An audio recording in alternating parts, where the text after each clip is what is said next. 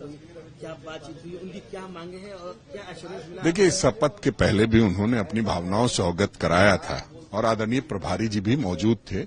आदरणीय प्रभारी जी उनके भावनाओं से अवगत होकर के दिल्ली गए हैं। निश्चित रूप से जो हमारा नेतृत्व है उनको बताने का काम करेंगे।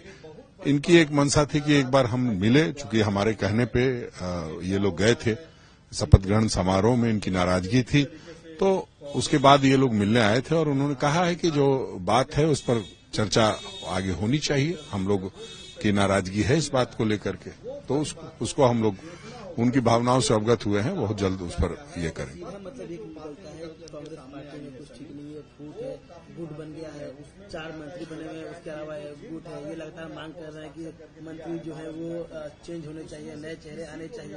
तो इस चीज को कैसे एडजस्ट करेगा और आगामी लोकसभा चुनाव में तो इसका असर बुरा होगा? कोई गुट नहीं है, सब आगामी चुनाव बहुत अभी समय आगे है और कहीं कोई इस तरह की बात नहीं है।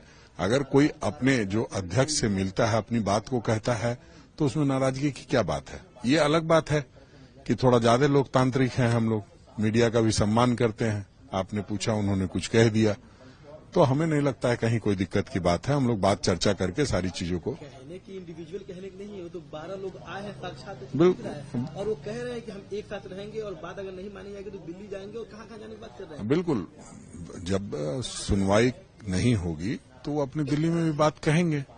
अभी तो फिलहाल उन्होंने हमसे कहा है, हम उनकी बात को दिल्ली तक पहुंचाएंगे, फिर जैसा निर्णय होगा बताएंगे। हमें नहीं लगता कहीं कोई ज्यादा ये बात है।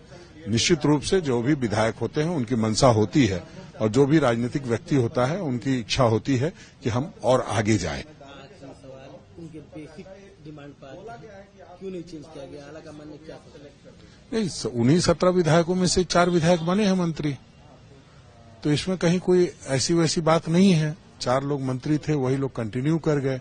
अब इन लोगों की भी बात है, तो अब इन लोग तो सभी लोग मिलकर के कह रहे हैं, तो अब इनकी बात को समझेंगे।